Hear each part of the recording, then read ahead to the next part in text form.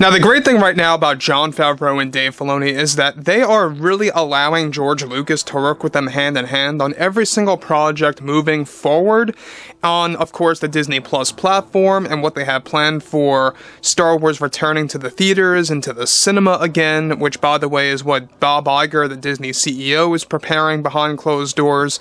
In fact, Bob Iger no longer wants to announce any further Star Wars films until they actually have their concrete plans in place where they're actually in pre-production fully and not in early development. That's exactly why they canceled the Patty Jenkins movie and, of course, the Kevin Feige movie. This is Mike Zero. Subscribe if you're new and like this video to see future Star Wars updates. I'm also on Twitter at Mike01. I thank you also very much for the great and kind support. Now, the great thing right now about Lucasfilm is that the company is going under a complete facelift. Basically, a lot of restructuring is taking place as we speak, and it will continue that way for the next 2 years. Between Iger telling Jon and Dave what to do in order to fire and replace specific Lucasfilm employees and crew members, stuff around those lines, to really kind of bring Star Wars back on track in the literal sense where it's going to thrive and survive. So that's their ultimate plan right now. And one thing that George Lucas recently convinced Disney to do is literally going to save the franchise and potentially bring it back on track properly by really going back to the basics and focusing on something truly special that's going to be considered a tribute to the fans and a love letter to the entire community. So let's dive right into all of this and exactly what this entails.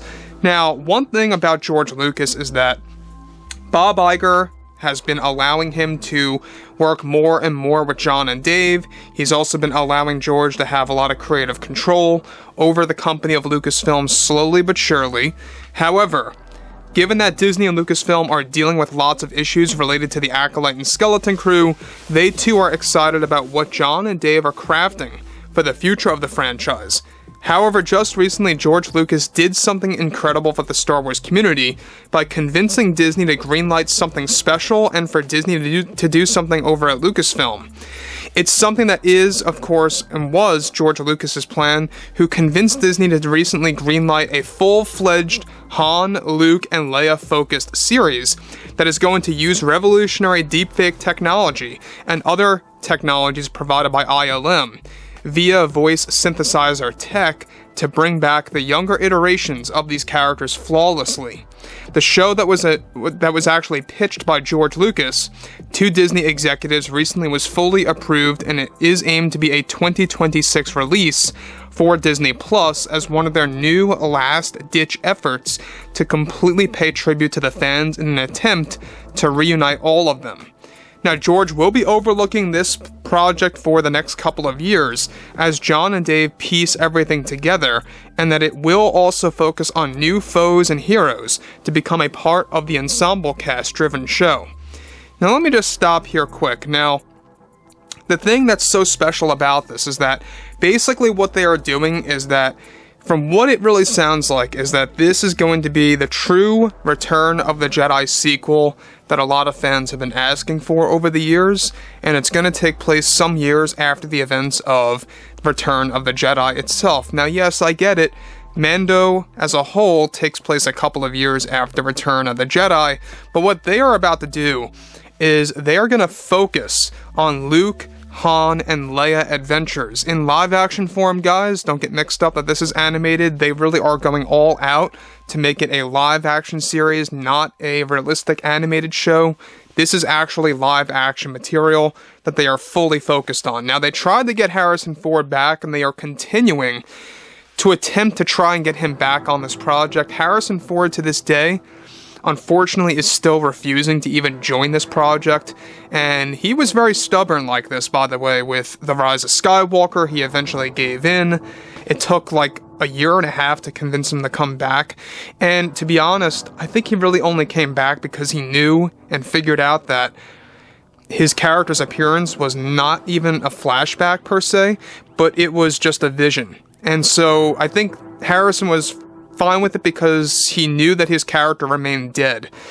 So the same exact thing applied, by the way, to The Force Awakens. It was also tough in the beginning to get him back, and if Harrison wasn't coming back, Mark wasn't even going to join, and that would have been a very tough battle too. But moving past all of this, this is their last-ditch effort, as I said before, to really kind of reunite the fan base. Now look, I get it. Baseless cameos are not going to reunite anybody. I understand that. So what they have to do here is there has to be a good story behind all of this, in which there will be, and it needs to be executed very well. It has to have very good and strong emotions behind that story. As long as they have that, they're on a roll. And that's why they're taking their very sweet time with all of this until 2026 release window actually goes into play. So again, like I say, 2026 may seem like a far ways, but in reality, it's not. We're already approaching, slowly, of course, we're almost there, the middle point of 2023. Once we hit June, you know, it's kind of crazy how fast time just flies by. But once you hit that point, you know, that's when all of the roadmap, features of the Star Wars franchise are going to fall in place. We know that April is going to stretch things further, as well as D23 later this year. On top of this, though, alright, additionally, the series is set to also bring back Mara Jade, and will too be completely rethinking their strategy thanks to Lucas for convincing them to move ahead with these plans. It's set to have a very similar tone to Return of the Jedi, and will take place some years after the film and Mando Season 3. George was also given a privilege to hire who he wants to work on this project, and already is considering getting James Cameron to direct some episodes if he's not busy with Avatar at the time. Now, do I think that James Cameron would do a good job directing episodes like this for a Luke, Han, and Leia focused series? The simplest thing I can really say is I have no idea. You know, it really depends on the style of the show, whether or not it's compatible with James Cameron, stuff like that, right? Some fans have different takes on James Cameron, and we know that George is a good friend of his, and he's done a very fun interview with him before in the past, you guys may recall. That's when George unveiled, like, one of his original plans for the sequel trilogy, diving into, like, midichlorians and stuff like that. But moving past this, alright, we know that they are very much desperate at this point. Disney is desperate, and I always like to say this: sometimes desperation can make a company fail, but other times desperation can make a company thrive. And I think that if Disney puts their head on straight, they can utilize it in that way where they can thrive. And basically that's all in the hands of their creators, like George, John, and Dave, which is exactly what they are doing right now as we speak. So this is something that's going to really kind of place them and give them a shot. So overall, guys, you know, fill me in below in the comments what you guys have to say about this whole project that's slowly coming together. And if you guys did enjoy the content for today, drop a thumbs up on this video to support the channel, and I'll catch you guys next time.